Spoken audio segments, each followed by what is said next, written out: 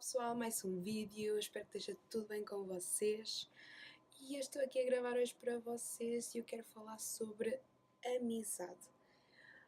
Bem, eu fui abordada por um pequeno grupo de jovens, são as minhas primas, e elas pediram para eu falar um pouco sobre isso, sobre amigos. E eu noto muito que entre a minha altura, quando eu tinha a idade delas, elas têm entre 12 e 16 anos. Eu vejo muita diferença em termos de amizade. E eu decidi então contar um pequeno testemunho de quando eu tinha a idade delas, de como eu interagia a nível de amizades. Bem, eu nunca fui uma pessoa que tivesse muitos amigos e sofri muito por causa disso, porque até aos meus 13 anos eu morei em Portugal. Para quem não sabe, pronto, vou-me contar mesmo um pouco de testemunho. Até aos 13 anos eu estive em Portugal, morava só com a minha mãe, os meus pais são divorciados. E eu sofri por causa disso, porque eu era diferente.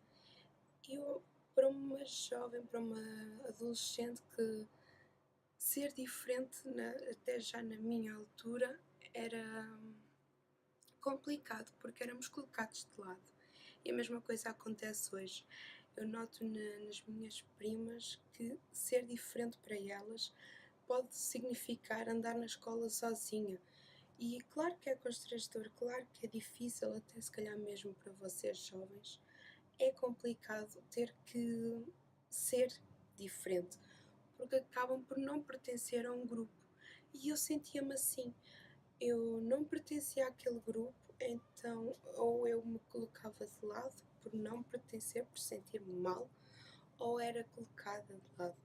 Aconteceu que em Portugal eu era colocada de lado e toda a minha família, não, as minhas primas mais velhas, as minhas tias, a minha mãe, toda a gente me dizia: Marta, tu és diferente.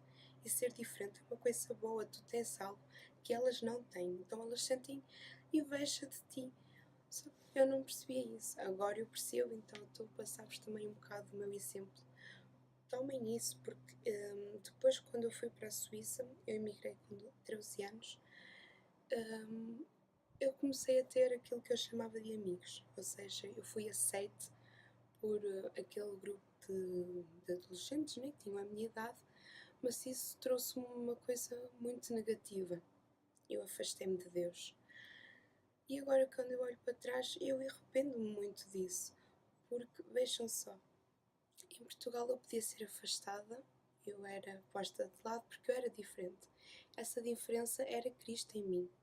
Mesmo tão jovem, eu gostava de ir à igreja, eu gostava de aprender de Cristo e eu gostava de partilhar isso com os meus coleguinhas. E eles não queriam necessariamente isso, eles achavam já que eu era uma criança meia maluca, meia deficiente, eu não sei. E quando eu fui para a Suíça eu deixei de querer partilhar Cristo, também era uma outra língua, ok? Mas eu deixei de querer partilhar isso. Então acabou por ser ao contrário, eles é que queriam partilhar o mundo comigo e eu acabei por aceitar isso. Então eu afastei-me de Deus. Podia ter pessoas que eu andava junto, mas nas horas negativas essas pessoas nunca estavam lá para mim. Porque eles não eram na realidade meus amigos, percebem? E muitas das vezes eu vejo isso quando estava a falar com as minhas primas, elas disseram: olha, há muita falsa amizade. E a minha resposta agora é para as falsas amizades, elas não estão na mesma base que tu, elas não estão no mesmo patamar que tu. São amiguinhos, são colegas que servem ao mundo, não que servem a Cristo.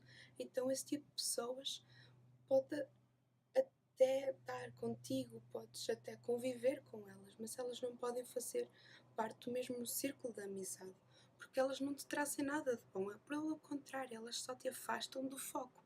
E o nosso foco deve ser unicamente Jesus Cristo. Essas pessoas, elas não te vão aconselhar boas coisas. Essas pessoas, elas vão te afastar de Deus. E foi isso que eu comecei a perceber quando eu fui para a Suíça. Foi aí, quando eu afastei-me de Deus, que eu comecei a ver, olha, eu posso até ter pessoas a quem eu possa chamar amigos, mas na realidade eles não são meus amigos, então para que é que eu ando com esse tipo de pessoas? Sabem?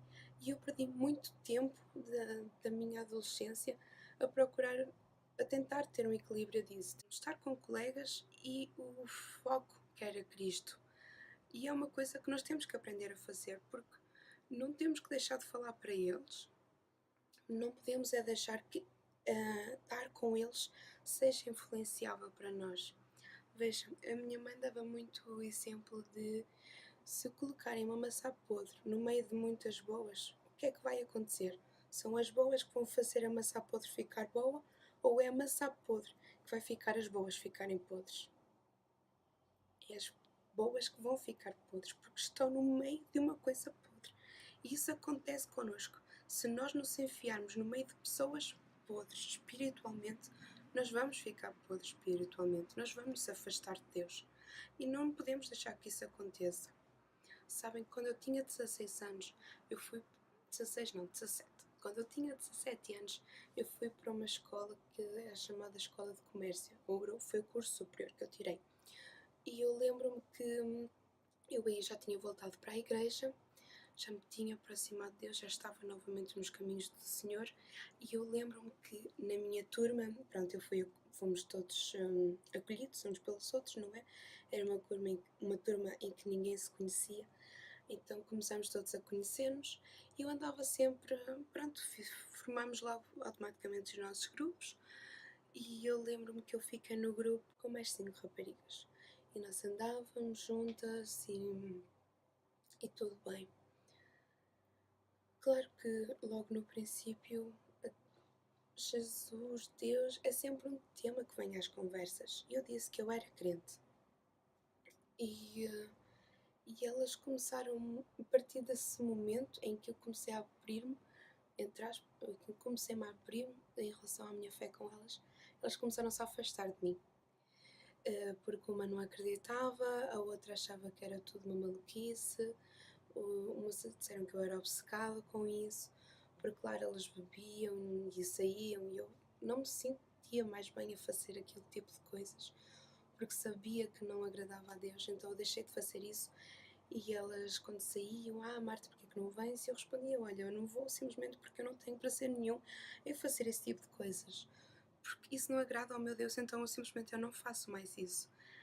E então elas começaram a pôr 100% de lado. E por algum motivo, toda a turma de repente ficou contra mim. Ninguém mais falava para mim, virava uma cara, começaram-me a chamar obcecada, que eu fazia parte de uma seita, porque para eles o batismo com o Espírito Santo é uma coisa sobrenatural que eles não conseguem entender, então eles diziam que eu fazia parte de uma seita. E começou a ser muito pesado para mim estar naquele clima. E eu lembro-me que eu fiz uma oração uma noite, eu disse, Deus, eu não consigo mais assim, eu não consigo mais ir para aquela escola, ser tratada daquela forma, eu simplesmente está a ser muito difícil para mim. Estar naquele clima, não estou a conseguir. E depois, se vocês lerem em Êxodo 17, quando fala que Moisés, quando ele tinha os 2 braços levantados, Israel prevalecia, mas quando ele baixava, Israel começava a perder. E então Arão e Hur, eles sustentaram as suas mãos. Eu disse, eu preciso de um Arão, eu preciso de um Hur, eu preciso de alguém que me ajude, eu preciso de alguém que sustente as minhas 2 mãos, porque eu estou a perder, eu não estou a conseguir. E eu lembro que no dia seguinte, uma mocinha, que para mim era apenas uma moça, ela pegava o autocarro todos os dias, praticamente à mesma hora que eu. Era raro o dia que isso não acontecia. Naquele dia o autocarro atrasou-se. E de repente ela mete conversa comigo. Sabem uma coisa? Essa pessoa chama-se Sabrina e até hoje ela é a minha melhor amiga. Ela acredita em Deus, ela não é da religião evangélica, mas ela acredita no mesmo Deus em que eu acredito. Ela partilha da mesma fé que eu e foi ela o meu Arão.